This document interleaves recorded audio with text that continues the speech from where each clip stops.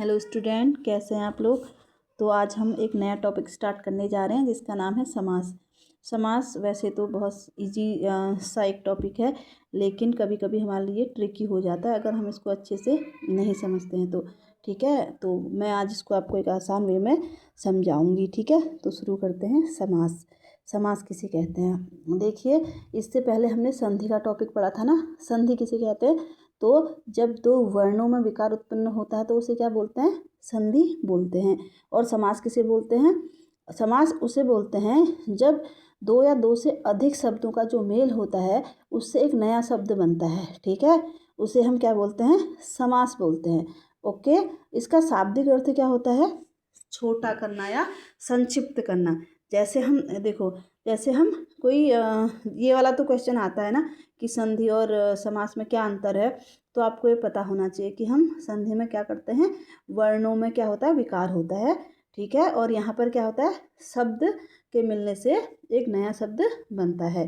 ठीक है, तो जैसे हम बोलेंगे कि यथासंभव। ठीक है, यथासंभव क्या है, एक हमारा समास है।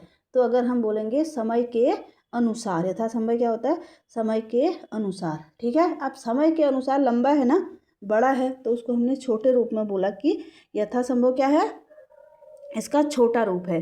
ठीक है, अब जैसे देखो समाज, मैंने यहाँ पर इसकी परिभाषा लिखी हुई है। दो या दो से अधिक शब्दों के मेल से जो नया शब्द बनता है उसे हम क्या कहते हैं, समास कहते हैं। इसका शाब्दिक अर्थ क्या होता है, संक्षेप करना या छोटा करना।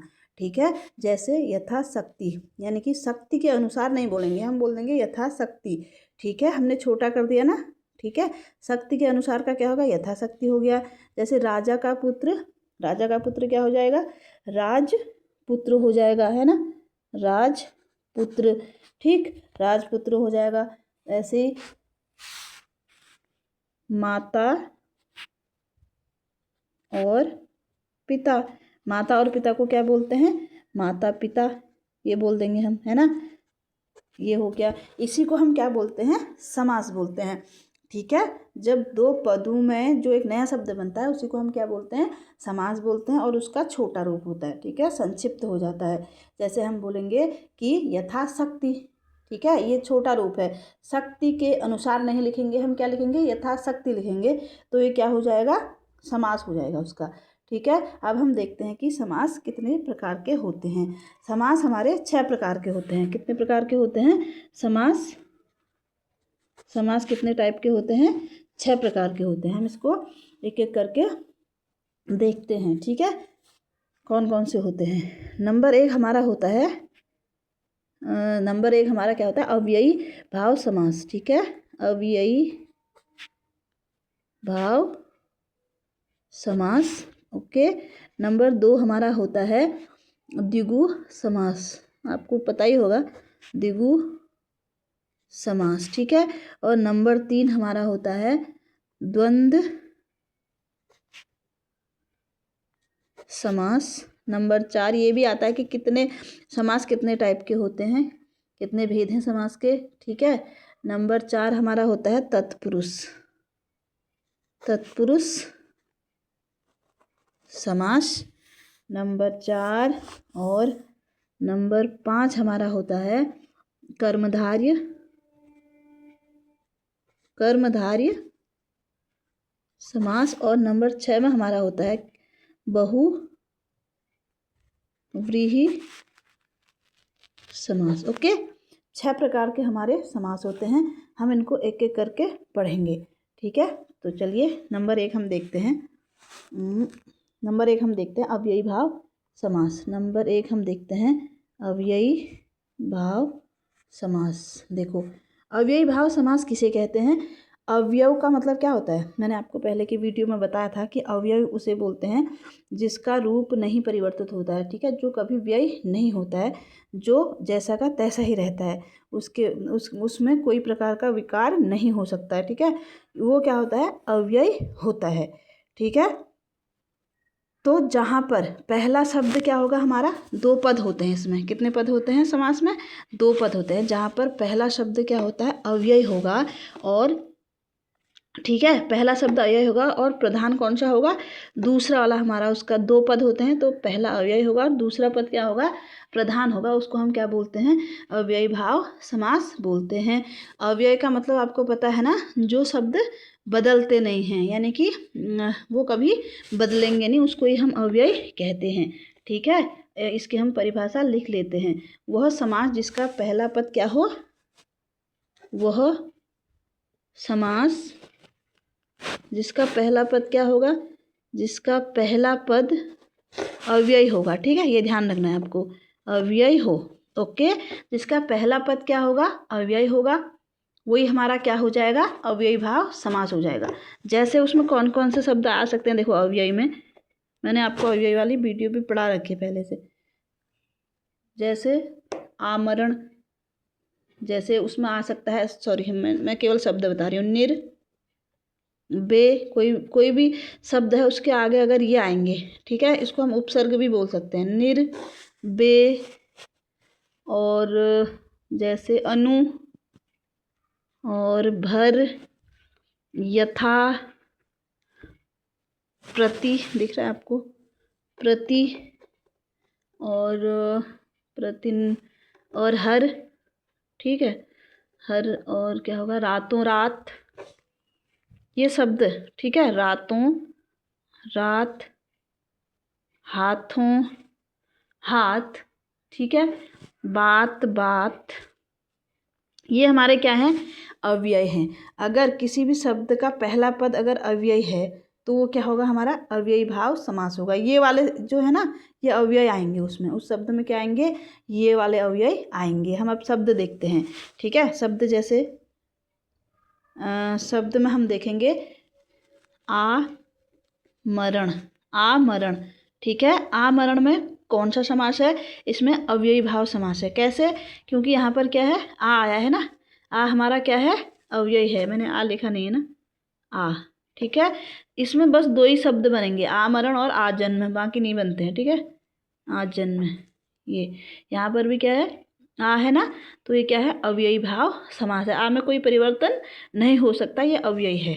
ठीक है, ये हो गया हमारा आमरण आजन्म। और देखते हैं शब्द अव्ययी भाव के उदाहरण। और हमारा क्या हो सकता है, आजीवन भी हो सकता है। हाँ ठीक है, आजीवन, आमरण, आजन्म।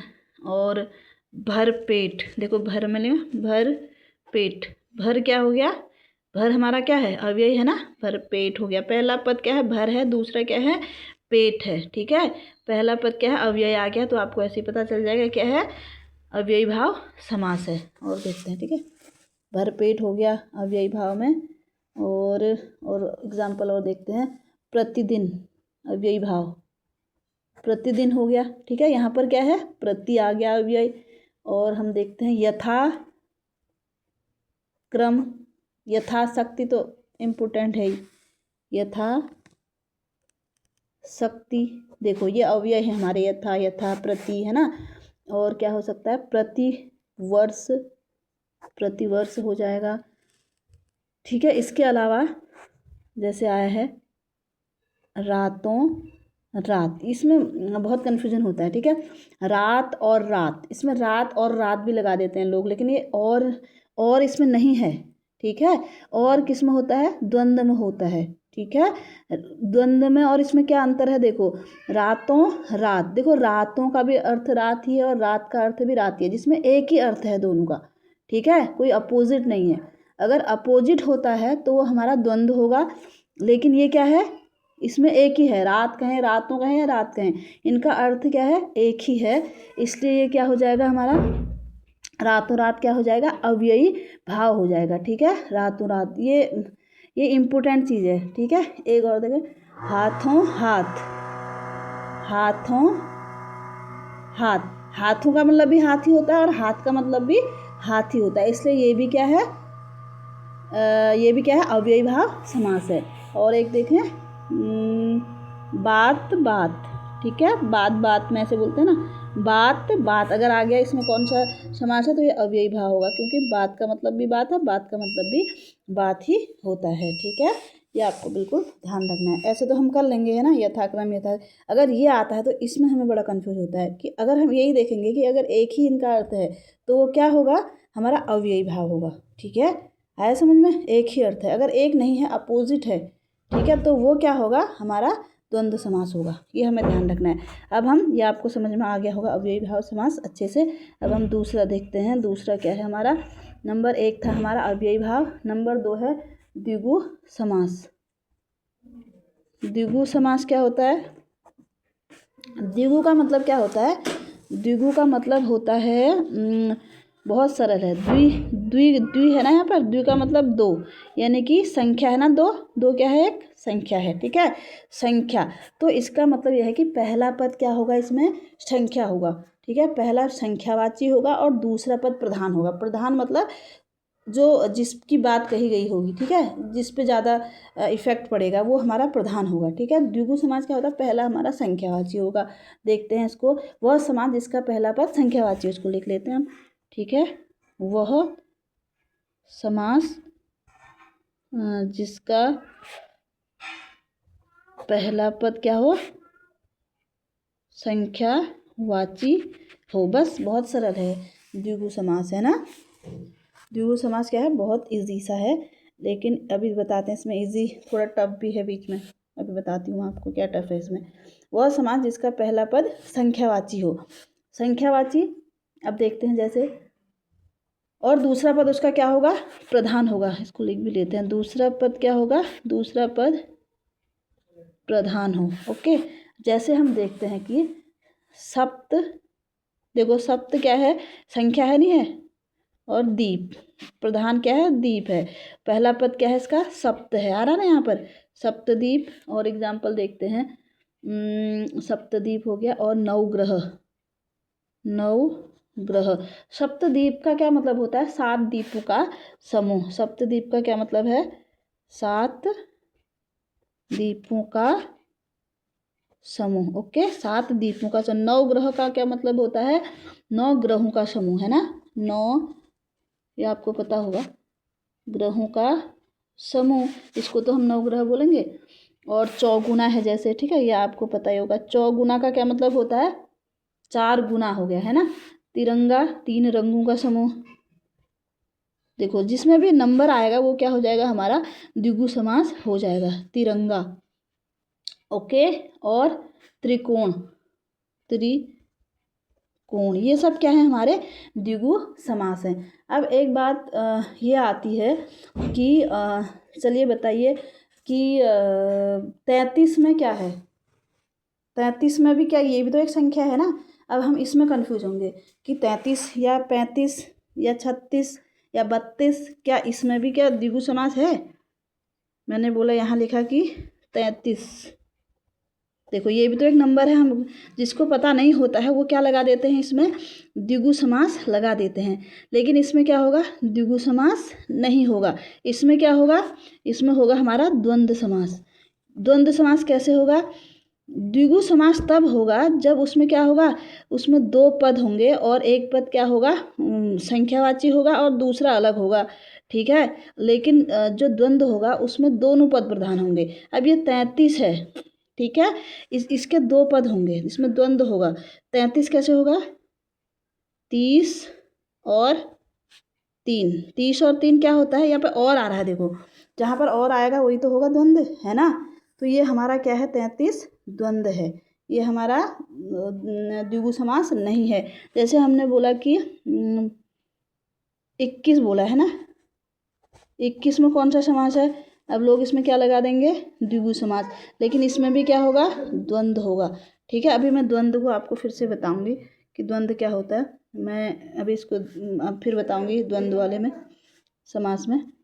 21 का क्या मतलब होता है, 21 एक और 20, है ना, 1 और 20 क्या होता है हमारा, 1 और 20, जिसमें दोनों पद प्रधान होते हैं, 1 भी प्रधान है और 20 भी प्रधान है। ठीक है, दोनों पद प्रधान होते हैं, उसको हम द्वंद्व कहते हैं। लेकिन इसमें पहला वाला कोई ऐसा है नहीं कि पहला ही प्रधान है, दोनों ही प्रधान है इसमें 21 में, है ना।